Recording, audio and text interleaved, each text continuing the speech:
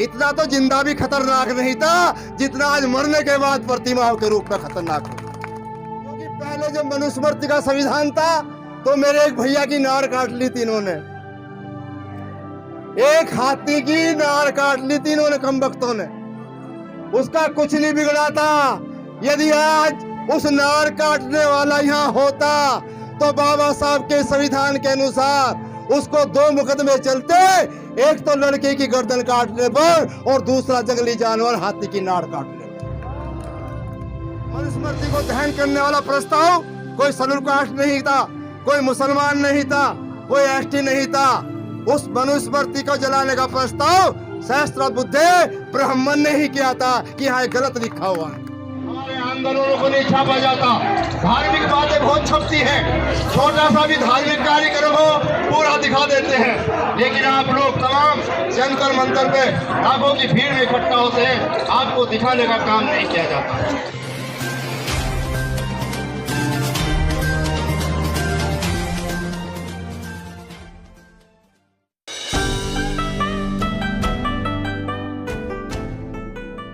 कृष्ण के नाम पर संसद का गेट नहीं खुलता, किसी धार्मिक भगवानों के 33 करोड़ के नाम पर संसद का द्वार नहीं खुलता।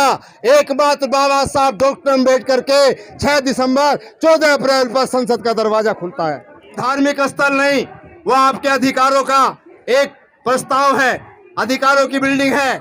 आपके बच्चों की छात्रवृत्ति हो, आपके बच्चों की नौकरियां हो, आपका अधिकार सुरक्षित है। ये बाबा साहब ने संविधान में सुरक्षित करके गए हैं। इस देश के अंदर आपकी गारंटी करके गए हैं बाबा साहब देश के अंदर। आप तभी तो आगे आए हैं, तभी तो आप डॉक्टर बने, इंजीनियर बने, हर क्षेत्र में आपने अपनी अगुवाई की है। आज ये बढ़िया बढ़िया कपड़े, शानदार कपड़े, नहीं तो इस देश के अंदर हमारे समाज के लोग जिनके पास पहनने को कपड़े नहीं थे, रहने को मकान नहीं था, खाने को रोटी नहीं थी, आज हम बंगलों में रह रहे हैं। आज हम बढ़िया बढ़िया पानी पी रहे हैं, बिस्लरी का पानी पी रहे हैं, हवाई जहाज में यात्रा कर रहे हैं। ये बाबा साहब की वजह से ही है। नहीं आर्थिक तौर पर तो समाज के पास कुछ था ही नहीं। हमको लोग कितना भी कह लें अपने आप में, किसी के पास कुछ नहीं था। यदि हम अपनी 2 पीढ़ी का 3 पीढ़ी का देख लें तो हम जीरो थे, लेकिन आज हमारे पास सब संसाधन है। मैं तमाम साथियों से, तमाम लोगों से इस बात का आह्वान के लिए कि बाबा साहब ने जो वोट का अधिकार दिया है, ये उंगली का अधिकार ऐसा नहीं है, ये उंगली का अधिकार कटाक्ष के रूप में जनरल कास्ट के लोग यूं कह दें, जहां उंगली रखी हुई तस्वीर आओ कि ये क्या कह रहे हैं, वो क्या कहते हैं, कोई बुरा नहीं मानेगा। तो कटाक्ष में क्या कहते हैं, अजी ये नो कह रहे कि सारे चमार यहीं रहे हैं। वो कटाक्ष करते हैं इस बात के लिए। नहीं, बाबा साहब का इशारा संसद भवन पर है कि संसद भवन में जो आपके एमपी हैं वो बढ़िया चुन के जाएं, आपके समाज के हों, आपके बच्चों की बात उठाएं, छात्रवृत्ति की बात उठाएं, नौकरियों की बात उठाएं, आपके अधिकारों की बात उठाएं। वो चुनकर बढ़िया लोग वहां पर बैठने चाहिए। और बहुत से लोग तो क्या कह रहे हैं, आज बहुत से लोग जो जनरल कास्ट के वो क्या कह रहे हैं, इतना तो जिंदा भी खतरनाक नहीं था जितना आज मरने के बाद प्रतिमाओं के रूप में खतरनाक हो। जो उनका व्यू है, उनका 2 पली खून सूख जाता है जब बाबा साहब की प्रतिमा देखते हैं जगह जगह। भारत की संसद के अंदर से नहीं, हर गेट पर, हर चौराहे पर, हर पार्क में बाबा साहब का नाम, बाबा साहब की बात समाज के सामने आ रही है। यही बाबा साहब का रुतबा है। एकमात्र दुनिया के अंदर बाबा साहब का जन्मदिन मनाने वाला सरकार तो मनाती है, लेकिन अपने पैसे से सबसे ज्यादा गरीब समाज बाबा साहब का जन्मदिन मनाता है। ये उदाहरण दुनिया के अंदर कहीं भी चले जाओ। गांधी जी का जन्म तो सरकार मना रही है और का सरकार मनाती है, लेकिन बाबा साहब का तमाम हमारे अनुयायी के लोग बनाते हैं, हमारे समाज के लोग बनाते हैं। इसलिए जिम्मेदारी के साथ लोग खड़े रहें।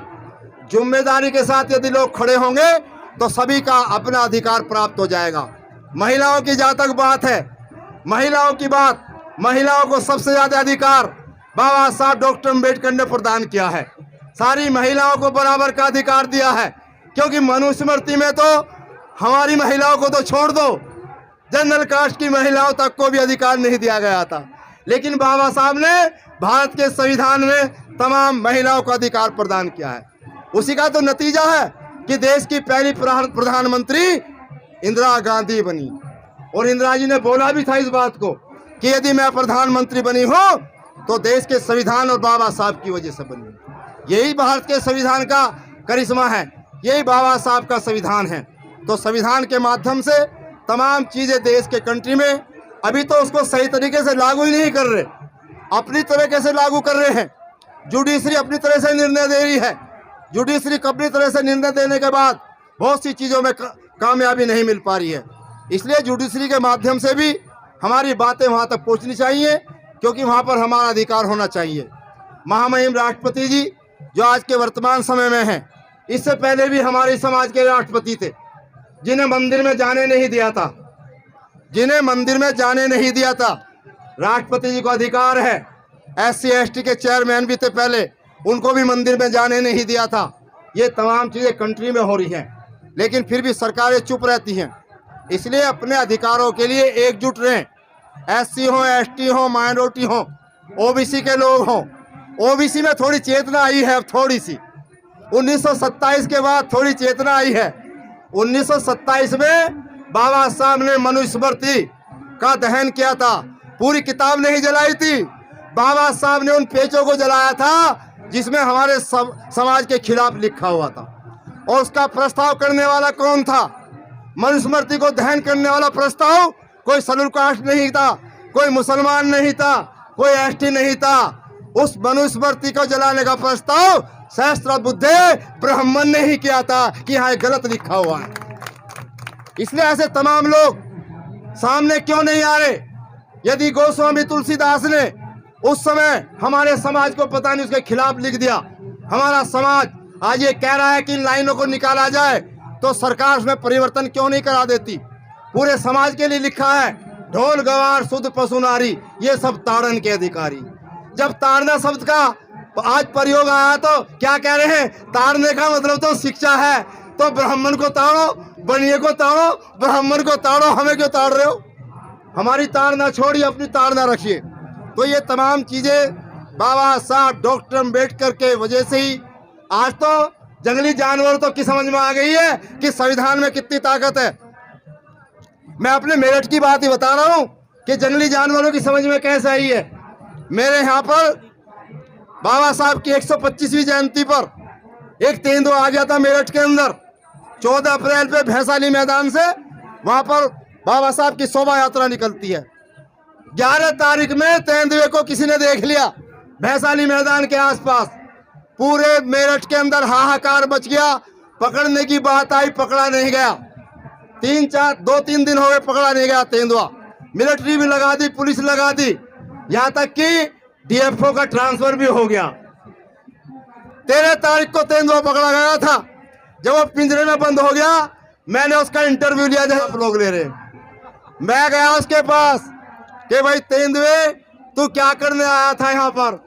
उसने कहा ऐसे सागर जी, मैं यहाँ पर बाबा साहब की जयंती में शामिल होने के लिए आया था। हसनापुर के जंगलों में मीटिंग हुई है पेड़ पौधों की और जंगली जानवरों की कि जाओ मेरठ में भैंसाली मैदान है और वहां पर बाबा साहब की शोभा यात्रा निकलती है, तुम शामिल हो और हमें आगे उसका वृत्तांत बताना कि उस जयंती में VK जाटव साहब आए थे या नहीं आए थे, OP गौतम जी आए थे नहीं आए थे, हमेंद्र जी आए थे नहीं आए थे, समता सैनिक दल के लोग आए थे नहीं आए थे, हमें रिपोर्ट देनी है। लेकिन वहां पर मीटिंग में तय हुआ था कि आप जाओ वंदन करना। अरे सागर जी, बाबा साहब की तो बदौलत है कि यदि बाबा साहब का संविधान नहीं होता तो ये लोग मुझे जान से मार देते। यदि बाबा साहब का संविधान नहीं होता तो ये लोग मुझे जान से मार देते। वारे बाबा साहब डॉक्टर अम्बेडकर, तूने भारत के संविधान में इंसानों को बचाने का तो नियम लिखा ही लिखा, जंगली जानवरों का भी बचाने का नियम लिखा, जिसकी वजह से मुझे जिंदा ही पकड़ना पड़ा। क्योंकि पहले जब मनुस्मृति का संविधान था तो मेरे एक भैया की नार काट ली थी इन्होंने, एक हाथी की नार काट ली थी इन्होंने कमबख्तों ने। उसका कुछ नहीं बिगड़ा था। यदि आज उस नार काटने वाला यहाँ होता तो बाबा साहब के संविधान के अनुसार उसको 2 मुकदमे चलते, एक तो लड़के की गर्दन काटने पर और दूसरा जंगली जानवर हाथी की नाड़ काटने पर। फांसी की सजा होती उसको, जिसे भगवान कहते हैं। और गाने क्या बना रखे कि मारने वाला है भगवान, बचाने वाला है भगवान। भाई मारने वाला भगवान कैसे हो जाएगा? केवल बचाने वाला भगवान है, और बचाने का काम या तो हमारे भगवान बुद्ध, संत रविदास, कबीर या बाबा साहब डॉक्टर अम्बेडकर ने किया है कंट्री के अंदर। इसलिए मैं अपनी बात को अंतिम विराम करते हुए, अभी और बहुत बोलना है, मौका दोबारा मिलेगा तो फिर बोल जाऊंगा। जय भीम, जय भारत।